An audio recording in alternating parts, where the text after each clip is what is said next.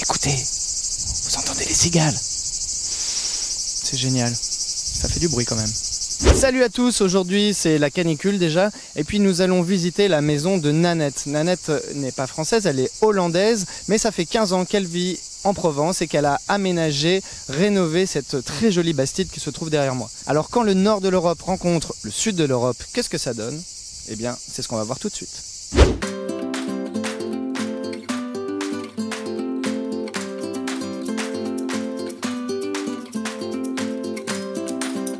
On est allé donc dans le sud pour la profession de mon mari. On a visité 13-14 maisons en 2 jours. Et je pense que c'était la première maison ou la deuxième maison qu'on a visitée, qu'on a bien aimée, mais sans plus. On a beaucoup aimé la vue, mais on n'a pas forcément flashé dessus. Sauf qu'au fur et à mesure qu'on voyait les autres, on se dit, oh, bah, elle était pas mal quand même. Je pense que sur les 14 maisons, il y avait 2 maisons qui n'avaient pas de piscine, entre autres celle-là. Mais finalement, on a vu le potentiel. Surtout, on voulait avoir un peu de place pour tout le monde. Et puisque j'ai ma famille aux Pays-Bas, on voulait vraiment avoir de la place pour recevoir. On a 4 chambres et on a une petite pièce, ce qu'on appelait la chambre secrète avant. Il y a une petite porte de cette hauteur dans la chambre de ma fille. Et derrière, il y a encore une petite pièce. C'était la salle de jeu quand ils étaient petits. Mais quand il y a du monde, c'est pratique parce qu'on peut quand même y coucher du monde. Donc, on va dire 4 chambres et demie.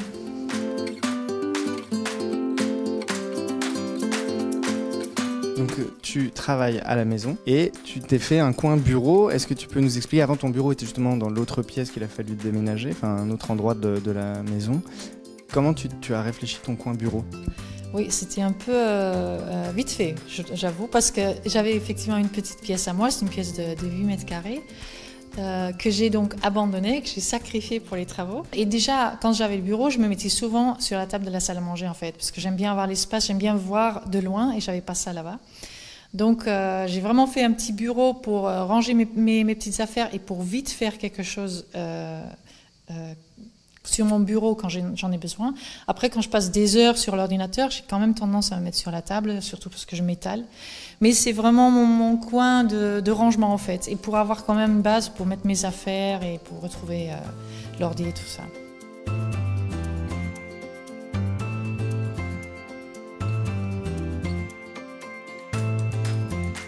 Dans cette pièce, il y a vraiment plein de petits coins différents. Ici, on est dans cette niche qui a été aménagée à côté du coup quand vous avez détruit la cheminée. Pourquoi tu voulais un endroit comme ça? Je pense que ça faisait partie de tout le projet. Je savais que le salon allait être dans un coin, la salle à manger dans l'autre. Donc il y avait comme un espace de circulation ici avec le bureau. Donc je savais qu'il fallait faire quelque chose ici. Et puisque j'avais vu cette idée quelque part avec des endroits comme ça, je me voyais bien faire un petit coin de lecture en fait. Et c'est la blague de la famille parce que c'est vraiment ma niche, la niche de maman. Et c'est vrai que j'aime bien me mettre ici. Et même je pensais que ce serait vraiment un truc d'hiver puisque le poêle est juste à côté. Mais l'été, puisque le soleil arrive vers 2-3 heures dans le salon, on fond dans le salon, il fait beaucoup trop chaud. Donc c'est vraiment l'endroit idéal dans l'après-midi pour se mettre. Donc là on est dans la partie salle à manger. Quelle était l'idée derrière cette table? On avait une table qui était très très bien, qui faisait 1,80 m et qui a fait l'affaire jusqu'à il n'y a pas longtemps. Mais à chaque fois quand on recevait, quand on était 10 ou 12, j'avais une très grande planche de 2,50 m que je mettais dessus, une grande nappe. Et puis je trouve que c'est tellement agréable d'avoir beaucoup de place sur la table. En plus, j'avais vu chez quelqu'un d'autre une grande table aussi, où on mangeait d'un côté et puis on travaillait de l'autre. Il y avait un grand vase de... Donc je me voyais bien faire ça. Et puisque c'est une grande pièce, ben, ça s'y prête. Après, dans l'existant, on avait vraiment du mal à trouver en fait. Et puis le hasard a fait qu'on est tombé sur un artisan, un designer artisan, un menuisier qui fait plein de meubles. On est allé le voir, pareil, avec un dessin. Alors, est-ce que vous pouvez faire ça? Quel bois? On a discuté ensemble. Je voulais quand même un côté un peu vieilli. Donc, lui, il a pris les planches, il les a un peu malmenées avec des scies et des choses. Après, on a eu des contacts pour la couleur. Donc, on a vraiment fait faire sur mesure avec l'aide de cet artisan. Et puis, depuis peu, on a cette table. On est ravis de notre table. À la base, c'est une petite bastide il me semble que c'était 1826, d'après ce qu'on a vu dans les papiers, pour les Marseillais qui venaient dans les collines en vacances en fait. On a trouvé dans les archives qu'il y avait des sœurs qui ont vécu ici, le reste on n'a pas encore trop trouvé. Dans les années 70, le propriétaire à l'époque a énormément agrandi, donc il a rajouté une grande partie côté nord, plus un étage. Et nous, en arrivant, on a surtout travaillé sur l'extérieur, donc on a fait la piscine, on a fait un peu des changements autour. Et donc il y a 2 ans, on a décidé de vraiment attaquer les gros travaux pour avoir plus de lumière, surtout à l'intérieur, et pour défaire un peu cette déco très très provençale, ces malons très très foncés rouges. Un très joli carrelage de Salerne.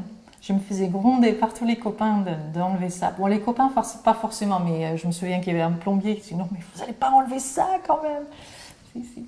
C'était très foncé rouge, c'était vraiment quelque chose de trop fort dans cette maison. Donc je pense que le choix d'un sol en béton ciré, c'est assez neutre, ça reste quand même, ça correspond à la reste de la maison. On n'a pas touché à l'extérieur au niveau look, c'est toujours le crépi bien comme on connaît en Provence. Et je pense que la grande verrière, ça c'est quand même, ça marque le plus le changement qu'on a fait ici. C'était tellement l'inverse que ça allait bien avec aussi. On a fait exprès de prendre une autre couleur que les autres fenêtres pour vraiment marquer un peu le contraste avec le côté provençal qui est toujours dans cette maison en fait. Je suis beaucoup sur Pinterest, je suis sur d'autres blogs, les magazines et tout ça. Donc je mettais les petites choses de côté. Si un jour on fait ça, ça me plairait bien. Et je pense que du moment où on a su qu'on allait faire les travaux, je me suis fait vraiment comme c'était pas un mood board, mais je me suis fait un cahier avec les idées que j'avais, mes propres dessins. Je piquais cette idée-là, cette couleur-là. Je voulais surtout quelque chose de beaucoup plus calme en couleur, quelque chose de presque neutre pour pouvoir jouer plutôt sur les accessoires pour faire des accents. Je pense que j'aime bien changer ma déco.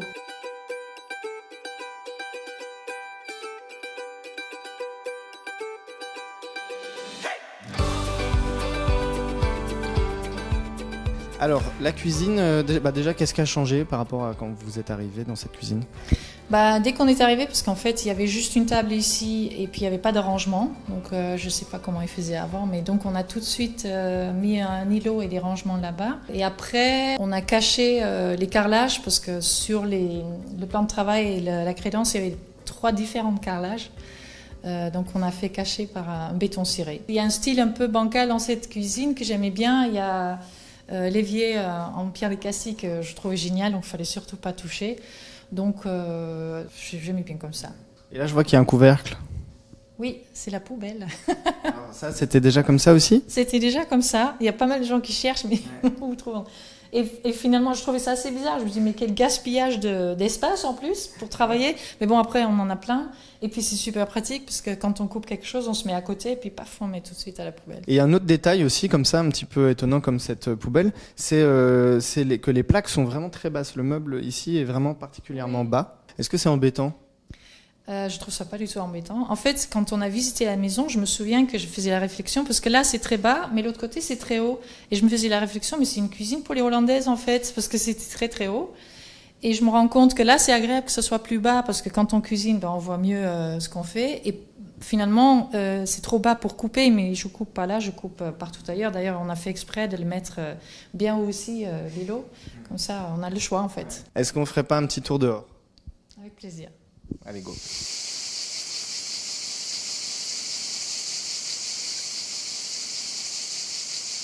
En fait, là, c'était donc pas très logique d'avoir la terrasse ici, mais il y a la cuisine, donc finalement, on s'y met automatiquement.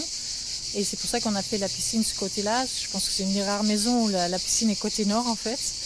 Mais en plein été, on en profite parce que côté nord, c'est quand même le côté le plus frais de la maison. Ce qui est super avec la piscine, c'est qu'elle donne vraiment sur les montagnes.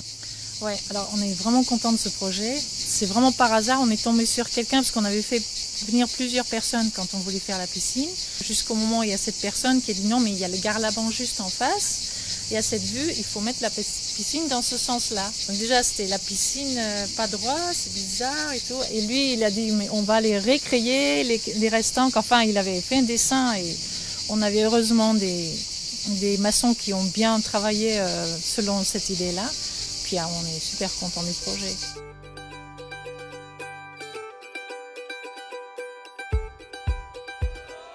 C'est une maison qui, on en profite le plus quand il y a du monde. Et ça arrive quand on reçoit du monde, que ce soit un grand week-end ou une semaine, des copains qui viennent faire les vacances ici. Et c'est là où nous aussi, on est presque le plus heureux dans notre maison. La pièce à vivre est juste immense, donc même quand il ne fait pas super beau, même quand on reçoit des gens en plein hiver, il y a de la place pour tout le monde. Oui, je pense qu'on a vraiment, entre ça et le fait qu'on a pu enfin amener de la lumière dans cette grande pièce, oui, je pense qu'on a vraiment créé notre maison de rêve.